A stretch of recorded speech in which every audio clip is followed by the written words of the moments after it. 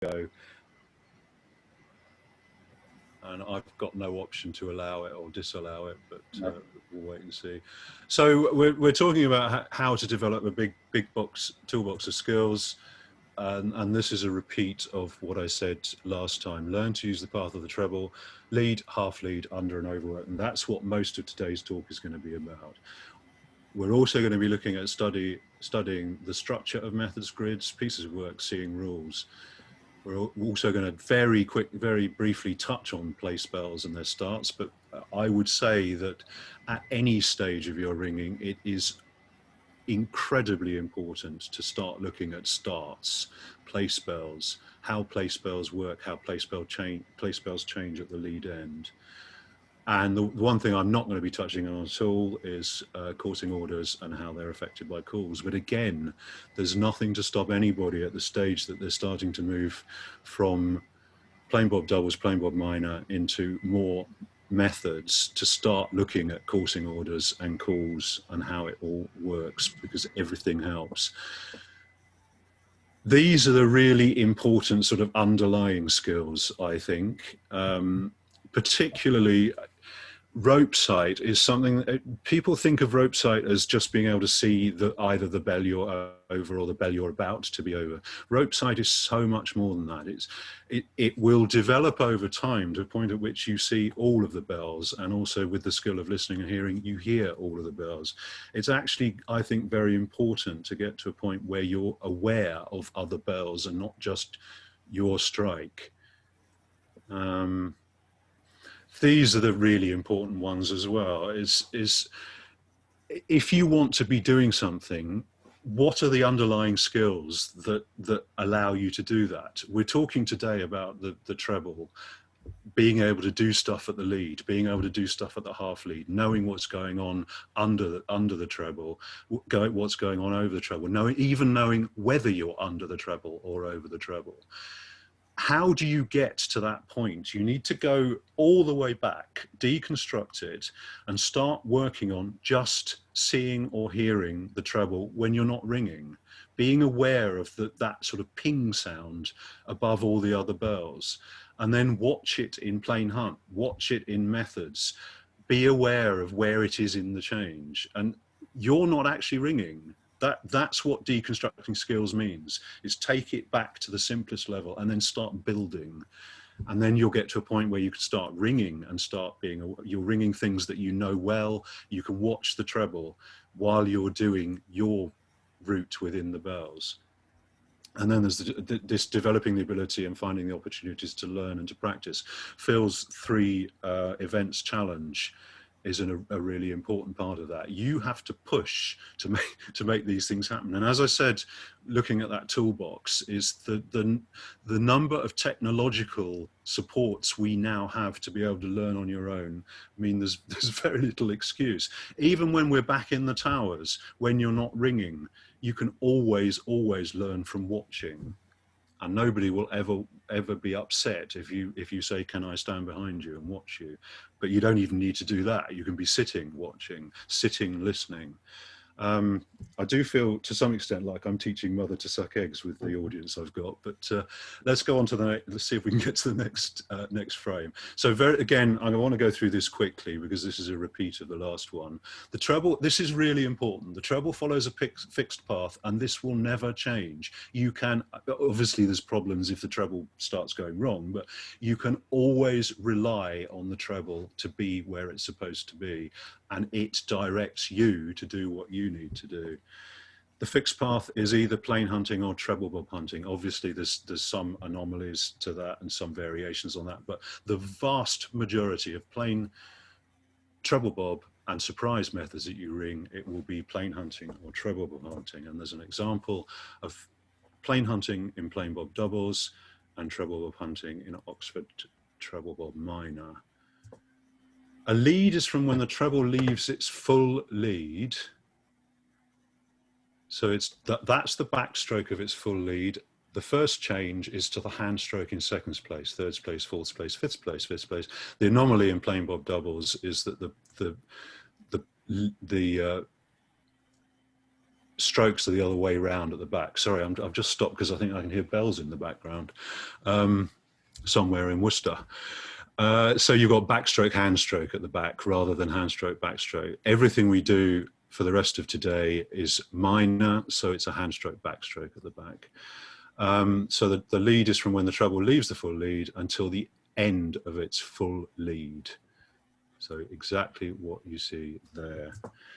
The treble's path is symmetrical about the half lead. The half lead is in plain bob doubles, the backstroke, handstroke, but in everything else we do today, it'll be a handstroke, backstroke, half lead. In Oxford, it's a handstroke, backstroke, half lead.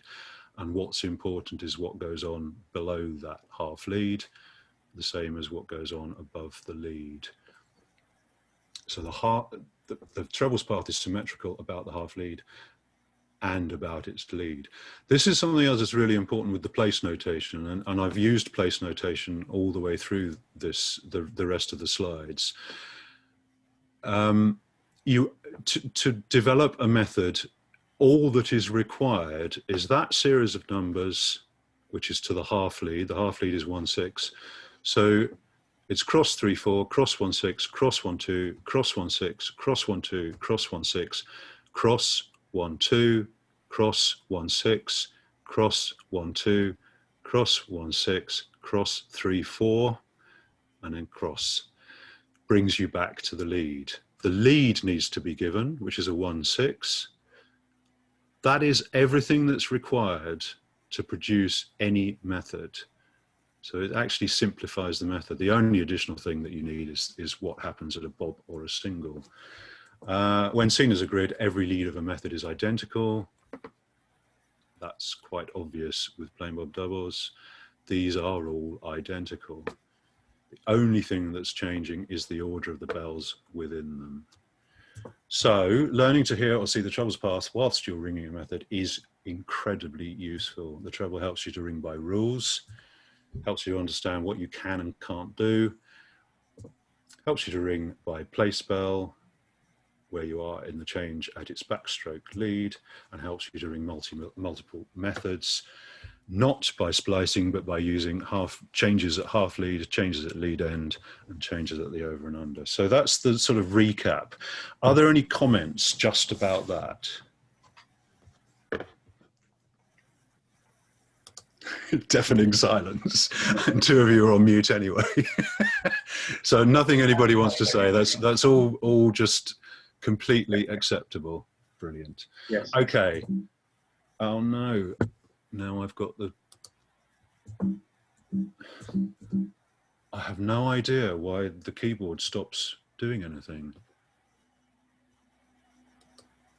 There you go. Maybe we've got there. Did you see that? Yeah. Okay.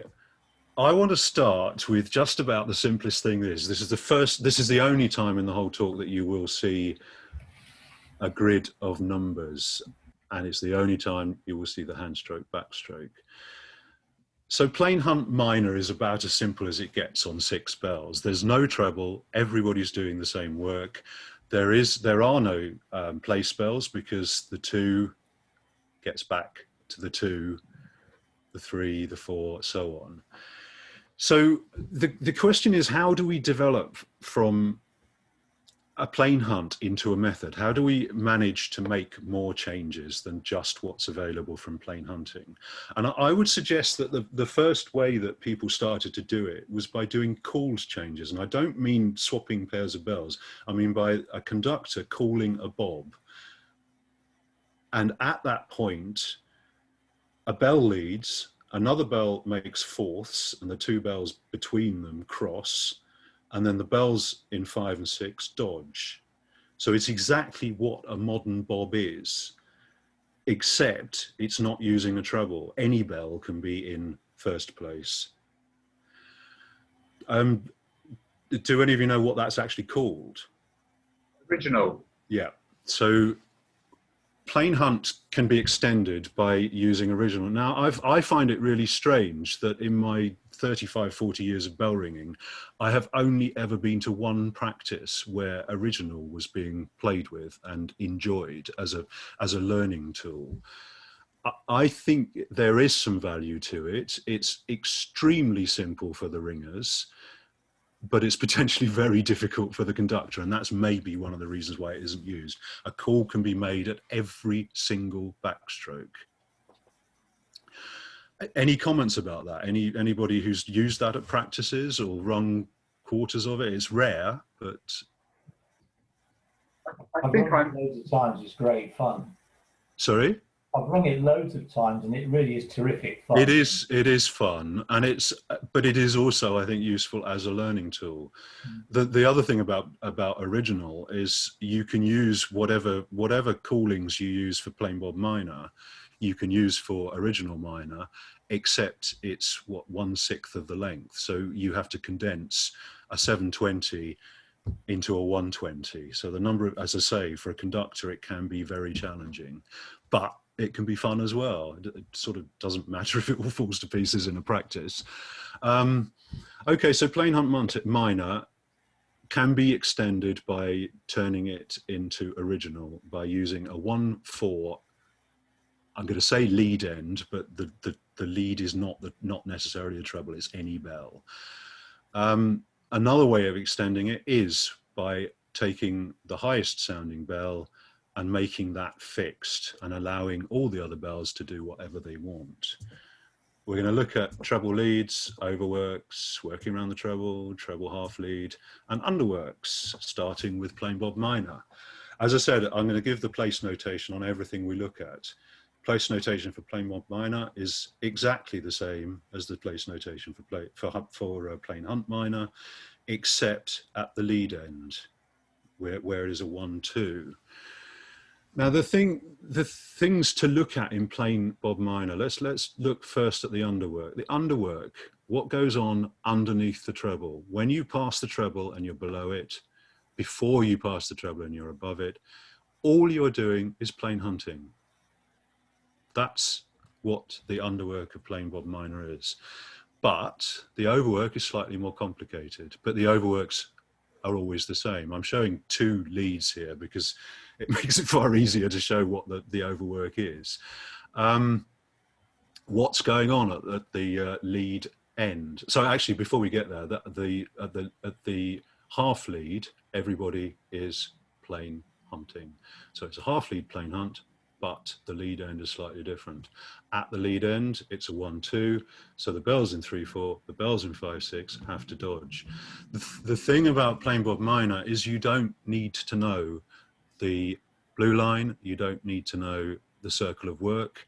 You can ring plain bob minor entirely by the treble. Plain hunt until the treble leads.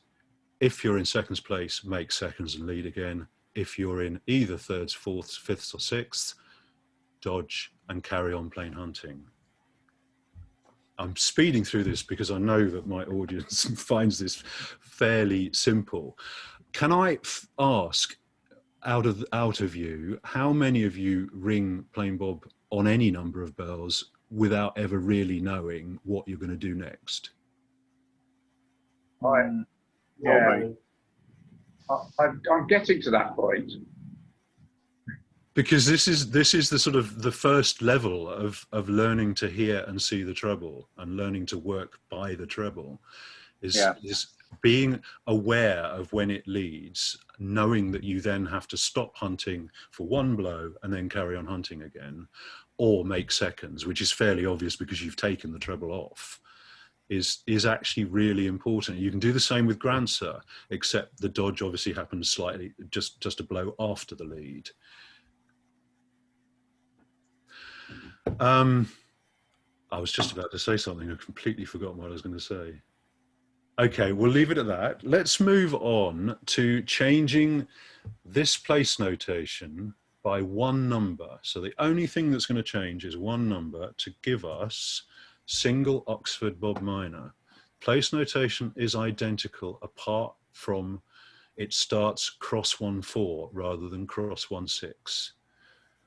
This means that the overwork becomes slightly more complex. It looks slightly more complex, but it's actually not. What's really happening is again, by passing the treble, if you pass the treble in 1, 2, 3, 4, or 5, 6, so the even numbers, so you get into the even place, you lie and do something. If you pass the treble in the odd places, you hunt to your next dodge, you hunt to your next dodge and do something. On the back, you hunt to your next dodge, you do one dodge, and then you do the dodge for the lead. So a way of using this as a way of learning to hear the treble is, and this is where it all becomes sort of a bit back to front. Do you learn the blue line before you learn to ring by the treble, or do you learn to ring by the treble? You can do it either way. Most of us are used to learning blue lines at this stage, so we can do that to know where we are, and then use that to start becoming aware of the treble. When you're doing this triple dodge, the middle dodge is the lead end dodge.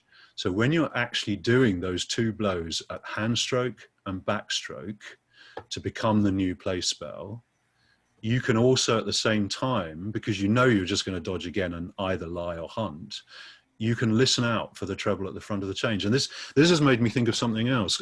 Again, from all of you, I have no answer to this. I have stories, but no definitive answer. Why do we have a hand stroke gap in change ringing?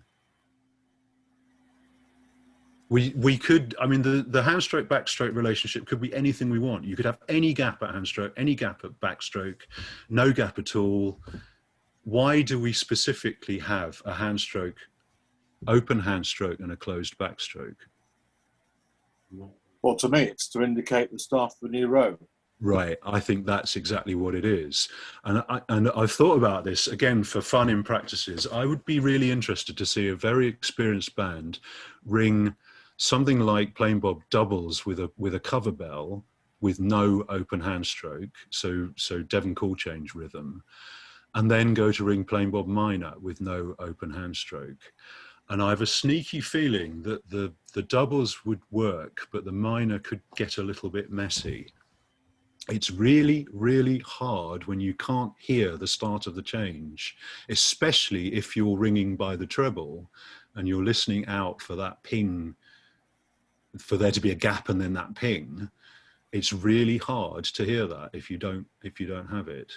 Is that what everybody, I mean, has everybody else thought that through, or is that something? Yeah, I think Steve's answer is correct to a point, because of course you don't have a gap for every row. So it's not that the gap indicates a new row, specifically it indicates a new hand stroke row. Yeah. Yeah, I'd accept that, Keith. Yeah. Cool. And I sometimes wonder if this is why we have problems with we tend to learn to handle a bell by combining. We learn the hand stroke, then we learn the backstroke, then we combine them. And from then on, we think of the hand stroke and the backstroke as one thing, when actually they're not. They're completely unique. And this is an issue with striking, with listening. I wonder if that's part of it also, because we don't have any gap at backstroke. Everything sort of directs us to hearing the hand stroke and backstroke as a unit. Does that, I don't know if that makes any sense. I mean, we're getting completely off topic, but. Yeah, it's why people have difficulty ringing wrong places, isn't it? Right, okay, that's interesting. Okay, so we've got plain Bob minor and single Oxford Bob minor. We've got 2-1-2 lead ends. Let's have a look at what happens to single Oxford if we turn it into a 1-6 lead end. So again, we're from single Oxford, we're only changing one thing in the place notation to give single chord Bob minor. So this is where the lead end changes from second place with dodging over to sixth place with plain hunt under. Now this is again a really important thing almost all the way through ringing that you do. It's obviously it's not cast iron, but the vast majority of the time a 1-6 lead end will mean that everybody hunts under. I mean, on 6 it's always a 1-6 lead end, everybody hunts under. A 1-2 lead end and everybody dodges over.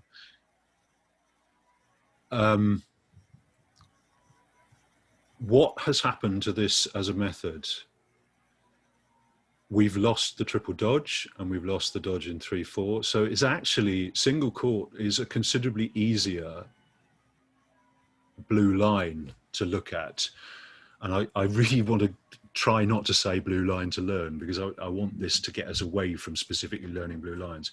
What we've lost is the dodge. What we've still got is pass the treble, instead of making seconds, make fourths, pass the treble, still make fourths, but instead of dodging, hunt back in, and pass the treble at the back. You either lie and dodge or dodge and lie. Now, the other thing with this is to learn to ring it by the treble. If you pass the treble in and come into an even place before 5/6, you make fourths and go in.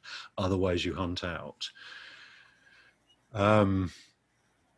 At the back, you always dodge in 5/6 unless the treble takes you off. And again, this is the important thing about the treble directs you. The treble is fixed and it directs you what to do.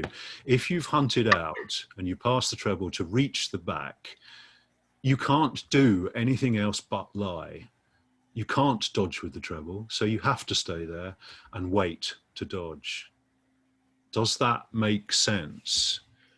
Yeah, yes, and that's been a big learning experience for me for all the methods I've run over the last year on ringing route. It seems so natural now to arrive at that and either dodge with the bell you meet or wait and dodge with the bell you arrive. That is so helpful. Yeah. And that skill, I mean, all of this stuff that I'm talking about is ways of developing the skills to be able to progress into surprise minor, where, again, you're directed by the treble. If you're with the treble in 3/4, you have no option but to dodge. The treble isn't not going to dodge. Other bells might not dodge with you, but the treble will always dodge in 5/6, 3/4, and 1/2. So this is sort of the starting point of getting to that in minor, in surprise minor. So let's, although I don't really want to be thinking about blue lines, let's have a look at the blue lines of single Oxford and single court. So single Oxford, single court, and the single Oxford, single court blue lines. What I've done here is, this is another important thing about the place notation and the place spells. Place notation 1, 2, if you're going to draw out the blue line so you get an overview of the method, start with seconds place method. If you've got a 1/6 method or a 1/8 in major or 1/10 in royal, start with the 6th place. And then what you see is that the pivot of the blue line is in the center. I don't know that this is a help, and I really don't. I've put these up as an overview to sort of lift from the grid what is actually going on. What's incredibly important that I've added to both of these is the place spells, and I cannot emphasize enough, don't learn a line all the way through. Learn how the 2 starts and what it does if you want to learn it as a blue line. Learn how the 6 starts and what it does. Interesting thing in here is that the 6 starts with a dodge. That's directed by the cross 1/4. So there is nothing else that the 6 can do because a bell is making fourths below it at the start. In a 1/6, sorry, I'm confusing myself now. I won't go any further with that. So the fact that a bell is making fourths, it's the equivalent of a bob, what we do in a bob, a 1/4 bob, and we'll come to that in a minute. It forces the back 2 bells to dodge in 5/6. I think that's enough. We'll get to the bob right away. What happens in a bob in single Oxford and single court? A bob is this. Can other people hear the bells? Yes. Very appropriate. Yeah. Okay, I think that's probably the cathedral in Worcester. What happens at a bob is this. So here, instead of making seconds, the bell runs out, becomes thirds place bell. Instead of dodging in 3/4 down, the bell hunts in and becomes seconds place bell. And instead of dodging in 3/4 up, the bell makes fourths and hunts back down. So that produces that as the lead end, but I've actually added that lead end 1/4 in all the overworks to give this method called single college bob minor. So again, exactly the same place notation, but we now have 1/2, 1/6, and 1/4. This particular, although I don't actually know whether it's right to call it a method, because you can't really take it very far, because if you call a bob, nothing happens. So you can ring a plain course of it. You could possibly ring a single affecting the back bells or the front 4 bells, but that still wouldn't give you enough changes to get to a full extent. Any questions or comments?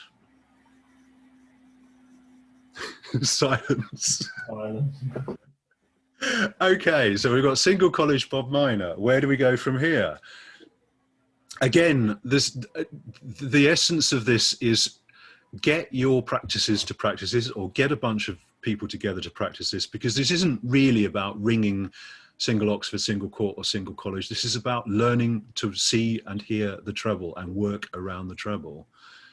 I mean, there are very clear rules with single college. Single college is about as easy as it gets with the rules, is always make fourths unless you pass the treble in 4/5 or 5/6. If you do, if you've taken the treble off, you lie and treble dodge. If you've passed the treble in 4/5, you treble dodge and lie. All the rest of the time, you're either hunting on 6 or hunting on 4. So this is probably a good starter method for being able to learn to be able to ring your own line and watch the trebles line. Ring your own bell from change to change, from row to row, and watch the treble moving from row to row. It's a skill that sounds really difficult. I mean, Keith, I think, will agree that it's something that comes. There's something I brought up with me about developing skills, and there are really anything you want to develop. Deconstruct the skills. What do I want to do? What do I need to be able to learn to be able to build back up to get there? Learn enough once you've deconstructed the skill. Learn enough of that skill to be able to self-correct. Remove practice barriers, distractions, and the real crucial one that I think a lot of us miss in bell ringing is practice for at least 20 hours. Does that make any sense to people? Yeah. Yeah, absolutely. Yes. I think it's Andrew- the at least bit that's the most important. Probably need more than that. Right. Yeah, Andrew. Yes. The way I would ring single college using the treble would be a sort of variation of what you're saying. Yep. I think I would be looking at it as, if you pass the treble in the front 4 places, you make fourths and go back down. Yep. And if you don't, you go to the back and then do Yeah. whatever is obvious. when you Whatever get you're there. directed to do. Yeah. Yeah. This Rather than looking for passing it in 4/5 or 5/6. Yep. I'm looking at passing it in the front 4 places. This is something that I find very, very difficult with a lot of ringing teaching. Is as far as I'm concerned, there is no right or wrong. That we all develop our own sort of way of doing things. What's important is that we get good direction and good instruction, and I can't emphasize enough that it's up to each of us as learners to go out and find that, and whoever we speak to is going to say something. I mean, there's an infinite number of possibilities of how to do things, and whoever we speak to is going to suggest different things, and I totally agree with you that there is no right, there is no wrong. To me, what is important about this is becoming more aware of rope sight or of being able to hear or of both, that you're able to see more than just where you are on a single line. That's the sort of crucial underlying issue of this, what is actually in reality a very simple talk. I hope that's not condescending to say that, but does that make sense? Yeah. So let's go on with single college Bob Minor and see if we can get to the next screen. Yes, single college Bob Minor and the blue line for single college Bob Minor. As I said, I find it very difficult to say simple. It's not a difficult blue line. I again, in bell ringing, I don't believe that there is easy and difficult. There is just lack of experience and lots of experience and a huge spectrum in between. So single college Bob Minor. What the important thing about this is what happens if we spin it and look at it upside down. We do get a proper method that we can ring bobs in, college Bob Minor. What I haven't mentioned at all, I don't know if I can go back, this is probably really risky with the technology. If I go back to these, if you look at them, every single one of them has plain hunt under the treble. All the time.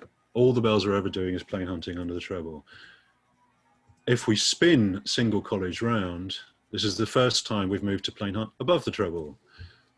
Just another pointer for what we're going. So whenever you pass the treble, you know that you're going to plain hunt until you pass the treble going back down again, or vice versa. College Bob Minor, again, probably the simplest way to be able to start learning how to use the treble. And again, as Keith said, lots of different ways of thinking about how you pass the treble and what effect it has.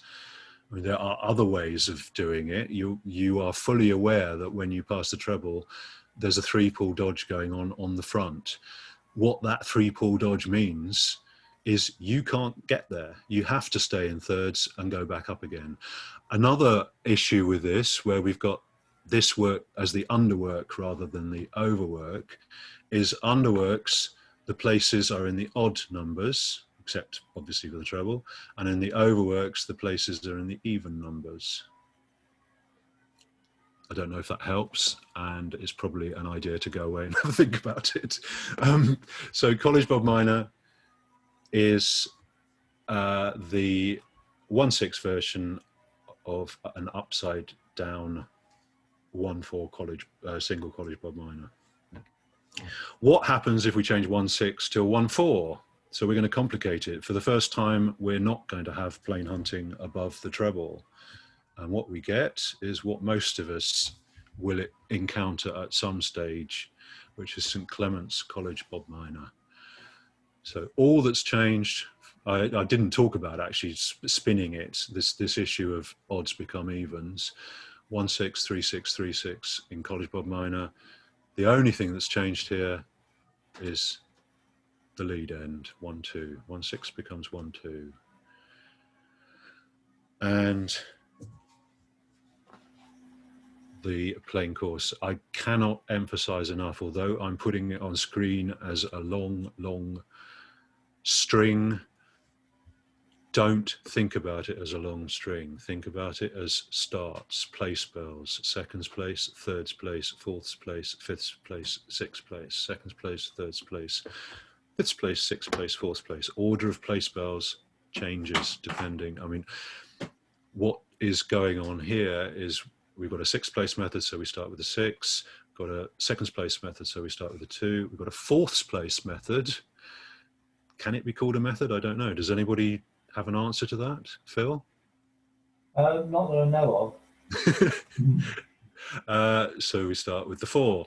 Play spell orders are fairly limited, and you tend to, if you start looking at them, you tend to see that they go backwards and forwards. I'm not going to flip back to the other screens, but single college 3, 5, 4, 6, 2. 3, 5, not a reverse of that one. None of these actually reverse, or they're all different. So maybe I should flip back. But if you look at the place bell orders, they will generally be a limited number of place bell orders, and they will generally be the reverse or the forwards of each other. Does that help? Are there any questions? This really is the bottom line of this is, I want to be able to start ringing by the treble. I want to be able to start being aware of the treble is. How do I do that? These are simple methods. They allow you to ring the method without being aware of any other bells by just using place bells, or just learning the 5 place bells. But if you want to do it that way, you're going to be relaxed about ringing. So start being aware of where you pass the treble, what effect it has. That's what I'm really trying to say in this talk. Any comments? I think with regards to learning play spells, just one slight variation. I always tend to say, at least know your start. I'm always staggered by people who have no idea which way they're going, even when they grab hold of the fourth. And I use that as an example, because if you grab hold of the fourth to the majority of minor methods, you're going to go straight down to the front, because the treble can't get out otherwise. If you're looking at where I'm pointing, yeah,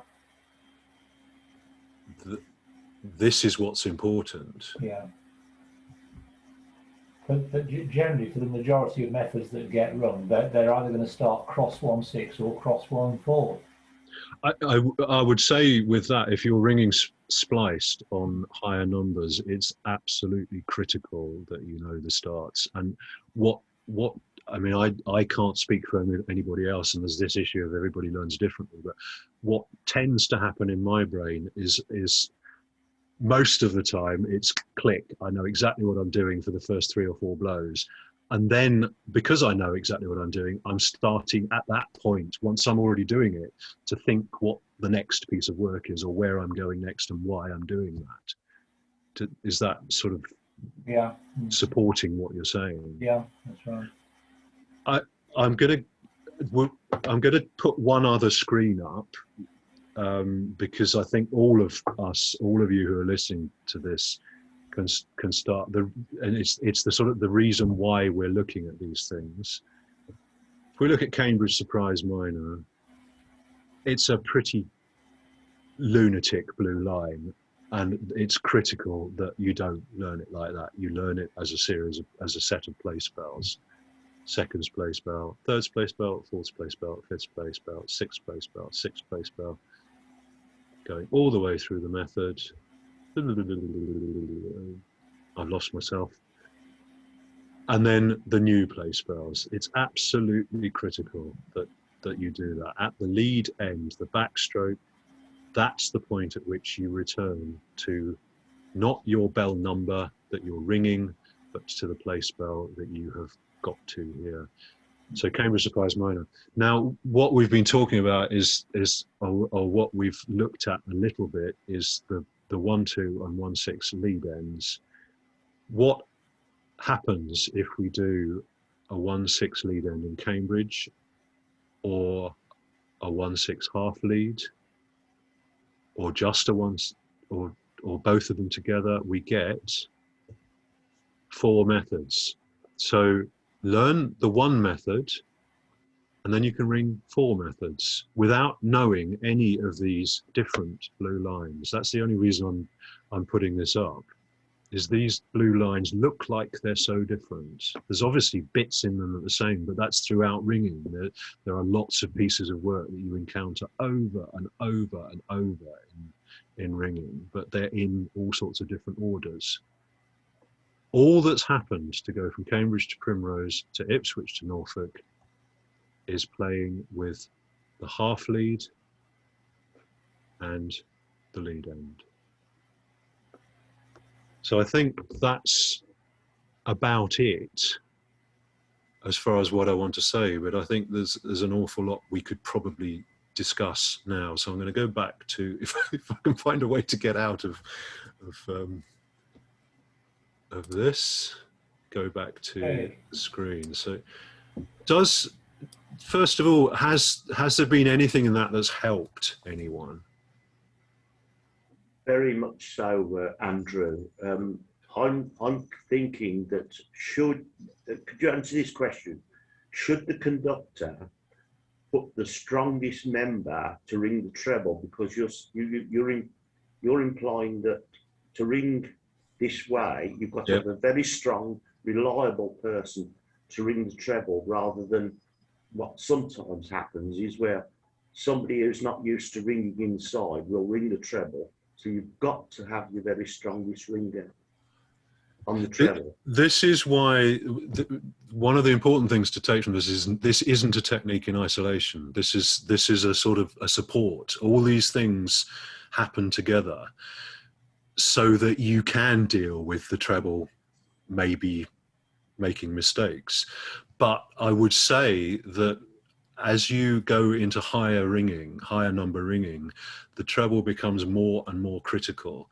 And you will often see bands that put one of their best ringers on the treble because it is such an important bell for everyone else. So yes, Phil. I was going to say, it's also the reason I keep banging on about knowing where the lead end is and the half lead, because quite simply, if you know where the half lead is, you know where the treble should be at that point, and if they're not, it doesn't make any difference to you. Yeah, this is what I'm saying, is it sort of works in both directions. In Cambridge, it's very, the half lead is where you finish the 3-4 places or start the 3-4 places. And it's knowing that sort of reinforces the fact that it sort of works but in both directions. If you're able to hear the treble at the treble half lead, you know what you're going to do. But if you know what you're going to do, you know that the treble is going to be at the half lead. It's like chicken and egg. Keith, does that assist? Yes, it does. A sort of variation of that that I would say is, if you learn to ring something using the treble and relying on it very heavily, then eventually you get to the point where, although you are looking at the treble, you know the method well enough that even if it goes wrong, you stay right. Because this is the other thing, Alan, is that this is about being able to self-correct as well. Is we all make errors and mistakes, probably me more than most, but if you are aware, the more you're aware of the structure of the method and where the treble is while you're ringing, the more likely you are to be able to get yourself right quickly. And unfortunately, we have a lot of places where the conductor is relied on to put the people right who are going wrong, when actually the only requirement of a conductor is to stay right themselves and put the calls in the right place. It shouldn't be expected that a conductor will correct. A lot of conductors, especially using coursing orders, are become more and more proficient at that, though. But you also get the case as well as the conductor, and we've all been there, who might be putting someone right and say things like, "This is the half lead dodge," or "This is the lead end," or "You're just coming up to 4th place bell." And the poor hapless person going wrong, it means nothing to them, because all they've learned is a wiggly line. They've fallen off it, and they haven't a clue where they are. They don't know where 4th place bell is on the line. So telling them that, but that's the sort of thing a conductor can tell you. That would be me 15 months ago. Yeah, This is what do yourself a favour. I don't mind people going wrong. It happens, and I include myself in that. I made a right hash on Sunday morning at St Martin's, would you believe, ringing Stedman doubles. But at least the information I was given to put me back on the track was good conductor information, and because I knew the method well enough, I got myself back there. But it's no good just doing a hapless job of learning this long piece of string and hoping you're going to stay right. It's not enough. Learn the method properly. Ring 2 or 3 methods really well. Ring 2 or 3 leads really well, even if it then crashes out. But if you've done a good job up till then, I'm thinking, yeah, that's all right. As opposed to ringing 5 leads very badly. At this point, the conversation can continue, but at this point, I'm at least going to stop the recording, okay? So.